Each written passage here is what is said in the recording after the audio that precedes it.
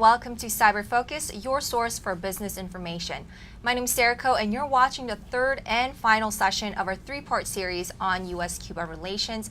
And I'm eager to introduce our guest today, Dr. Carlos Alzugare Treto.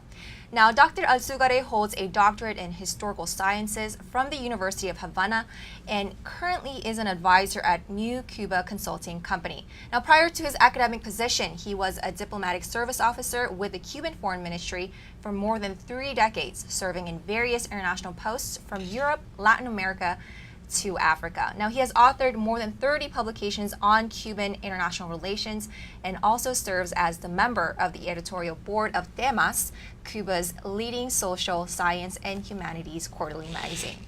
Now, as an experienced practitioner and scholar, Dr. Alzugare will give us his insights on how the U.S. and Cuba can leave the Cold War past behind and work towards building a mutually beneficial and cooperative relationship. So, Dr. Alzugare, thank you so much for coming in to speak with us today. Thank you. Thank you for having me. It's a pleasure. Oh, absolutely. Now, U.S. and Cuba, very close neighbors geographically, but has definitely had a very complicated history. So when this announcement of the revamped relations between the two countries was made public, what was the general, reaction and response from the Cuban society? I think it was a reaction first of surprise. Mm-hmm. Nobody expected that to happen, even though it was long overdue. I mean, we should have started doing this long time ago. But it was surprising because kind of we had lost faith. I myself didn't think, even though I have been writing about the necessity of cooperation between the two countries, I myself didn't expect to see this in my lifetime. But I'm seeing it, and I'm very happy about it. There are some expectations, but Cubans are not, given the history of Cuban-U.S. relations, there is also some guarded optimism, like saying, well, this is good, but what is it that the United States is doing now? I always remind my students and Americans that our attitude towards the United States sometimes reflects an old Swahili proverb about the grass and the elephants. What does the grass think about the elephant? The grass thinks it doesn't matter if the elephant is making love or making war, he's going to trample on the grass anyway. So the grass might end up losing no matter what the elephant is doing. So this can also be there. But I think the announcement itself was done also with the announcement of a deal in which an American prisoner in Cuba and 3 Cubans who were in prison in the United States were exchanged. So that was really a good news. Many people were very happy with that. I myself personally too, because one of the guys who was released had been one of my students, and I knew him, I knew his wife, and later we knew that she was pregnant, that they had made some kind of deal for her to be inseminated artificially, and now they have a beautiful baby. So it's great, but at the same time there is this guarded optimism about what's about to happen. Absolutely. And I mentioned earlier in the introduction, but your interview is the last part of our 3-part series on U.S. Cuba relations, and we're very eager. That's why we're so eager to have you here. Now, just to give you a quick recap of the 2 past interviews, we talked about the diplomatic, the historical background, as well as some legal and economic implications that this new revamped relations could have on the 2 countries. So what are your personal take and your insights on these unfolding details? It's going to be a very complicated process. It is a very complicated process for a number of reasons. First, Cuba and the United States have never had a normal relationship. We cannot talk about normal relations previous to 1959 because in that relationship, the United States simply intervened too much in the internal affairs of Cuba. Its presence was pervasive, and in many occasions, it had very negative consequences. For example, you must remember that Cuba was probably the foreign country more penetrated by the American mafia. If anyone has seen the film The Godfather Part 2, they can check it out. That was exactly how Cuba was. So we haven't had a normal relationship. We have a history of conflict, a history of frustration on the Cuban side. When Cuba had been fighting for independence for 30 years, suddenly the United States intervened in the war with Spain, and instead of we achieving independence, we achieved a status that was not totally independent. And thirdly, there is this question of asymmetry. This is the big elephant.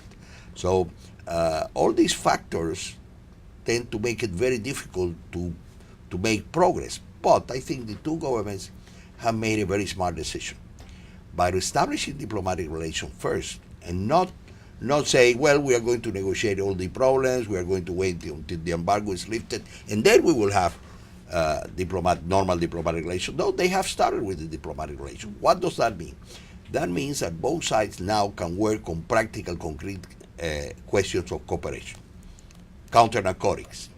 For example, probably the first actual agreement that will happen post December 17, and this is about to happen, probably would happen before the end of the year or in the first days of the next year, is a civil aviation agreement. A civil aviation agreement will mean that for the first time in decades, there will be regular flights between Cuba and the United States, something that might be surprising. Right now, if you want to go to Cuba, you have to take a charter flight, basically from cities in Florida, although there are charter flights from New York, from Los Angeles, but basically you have to take a charter flights. Charter flights are much more expensive.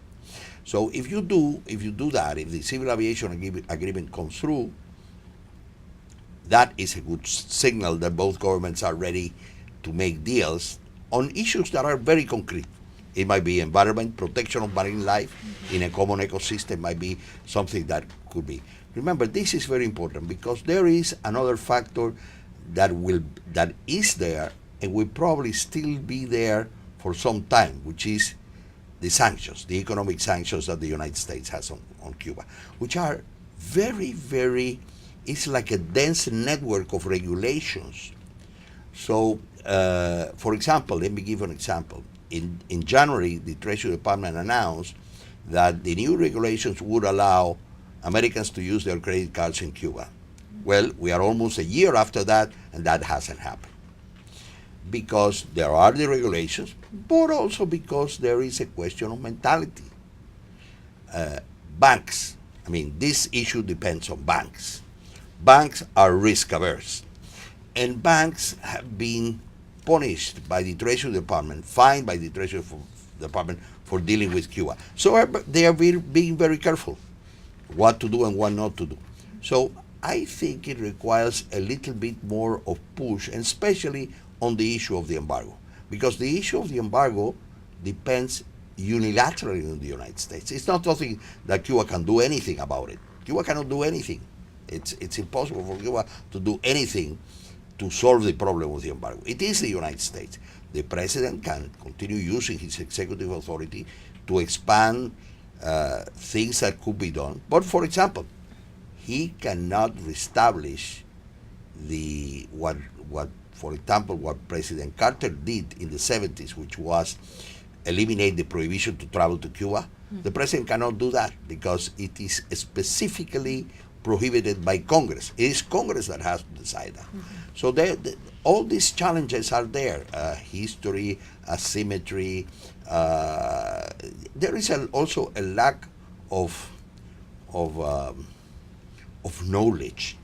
We have to learn more about the United States. This is something that I insist in Cuba, because we tend to look at the United States as a monolithic evil empire. It is not. It is not. Although it has behaved imperialistically in Cuba and other parts of the world, but it's not a monolithic evil empire. There can be things that can be done between Cuba and the United States. I am excited because, in this short time that has happened since December 17, it's on scarcely a year. The two presidents have had two summits, one in April in Panama, the other in September in New York. Three cabinet ministers, members of the cabinet of President Obama have come to Cuba, have been to Cuba and opened the way for discussion. A bilateral commission has been established to deal with the problem. the Undersecretary of Homeland Security visited Cuba. There has been a meeting of law enforcement agencies between the two sides. This is very important because the Caribbean is not only because of Johnny Depp and the Pirates of the Caribbean. The Caribbean has always been a place of very, very important, very intense criminal activity in terms of drug trafficking, in terms of smuggling of persons. So now it is we have to work on all these issues. Cuba is a strategic position in the Caribbean. It is important for the United States to have this cooperation between Cuba and itself on a number of issues that deal with travel, with, for example, airline security, search and rescue operations, if someone gets into trouble in those areas. So there are a number of issues that are there. They are practical, pragmatic. Wonderful. And wrapping things up, we're assuming there would be different economic or business industries that will be affected from this bilateral agreement and the normalized relations. What do you think are some of these industry sectors that will really be affected by the relations? And the second part to that question is, what do you think the U.S. businesses and entrepreneurs who are looking into or have already started their initial legwork of starting business and successfully entering the Cuban market can really do to see these positive results? I think there are two industries that can benefit immediately, but one is going to benefit more rapidly than the other because of the simple fact that the administration, that the Obama administration has singled out that sector, and Cuba needs that sector, which is telecommunications. The telecommunications sector, which is so basic for any economy nowadays.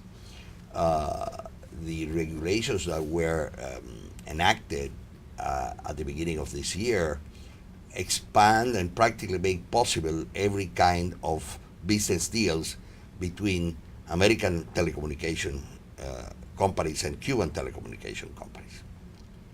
Now the problem here is that in Cuba there is only one telecommunication company, and it's a state monopoly. So there is a difficulty in the telecommunication sector in the United States is very broad, has an enormous amount of companies doing different kinds of things. In Cuba, it's only one company. This agreement on telecommunication, or the possibility of agreements in telecommunication, come at a time when Cuba had already made a plan, and a strategic plan for the development of telecommunications in Cuba from here to 2020. And that plan is there. And that plan didn't take into account the possible cooperation with the United States. It was based mainly in who are the partners of Cuba, who were the main partners of Cuba, China and Venezuela. There is a cable connection with Venezuela, and there are the Chinese companies, Huawei and several others that are present in Cuba. So that's one actor. The other depends very much on travel. If there is a law presented by 6 Republican, 6 Democratic senators that it's called the Freedom to Travel to Cuba Act. If that act could be passed, and it might be passed on the basis that it is the constitutional right of Americans to travel everywhere, not only to Cuba. And Cuba is the only country in the world that the United States citizens cannot travel because of an American decision.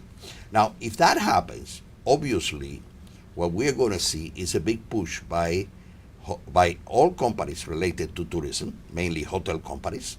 I had the opportunity to speak with Arne Sorensen, the head of the president and chief executive officer of Marriott, and they are excited. As a matter of fact, Arne published an article saying what he wants, what he sees as a very good prospect in Cuba. If the travel ban is lifted, or President Obama finds a way to expand it, we're talking about a market that can easily be 5, 10, 50 million Americans. Because right now Cuba is receiving 3 million tourists a year, of which 1.5 are Canadians. 1.5. 1.5 Canadians is about 6% of the Canadian population. So imagine what would be the 6% of the American population. It's 80 million. We're talking about 80 million potential. 6% of the Canadian population travels to Cuba every year in the summer. Of course, they have a problem that not many in the United States have, which is the cold weather. And they flee to Cuba. But that potentially probably will be the most important. Then there is the agribusinesses. I think there is a potential there in agribusiness. And the other thing that I would look at is Cuba has a very well-trained population. The Cuban workforce can be used for many things, and they can handle all kinds of different jobs. If they are adequately stimulated, I see many companies in the United States maybe doing some outsourcing to Cuba. I want to mention this. I know that is a big question in the United States, outsource jobs. But this would be additional jobs, things that could do. I would work basically on telecommunications, travel, and some agribusiness. And then maybe some more specific industrial thing, taking advantage of the Cuban labor force. Textiles, garment industry, some of these industries I find it interesting. Cuba has developed a new program at the port of Mariel, which is a container transshipment port that is built together with Brazilian company Odebrecht and with the participation of the Singapore Port Authority that is managing the port. So, and there at the area of Mariel, it's a large area that has a specific investment stimulus for foreign investors to invest in that area. Well, there's certainly a lot of opportunities that different partners can look into. Dr. Asugare, thank you so much for coming in. It was such a pleasure having you here. Thank you. It's a pleasure to be here at Indiana University. Well, that's all for this edition of Cyber Focus, and this wraps up our three-part series on U.S.-Cuba relations. Thank you so much for joining us. Now, if you have any comments or suggestions for future topics, please let us know at cyber, that's CIBER, @indiana.edu.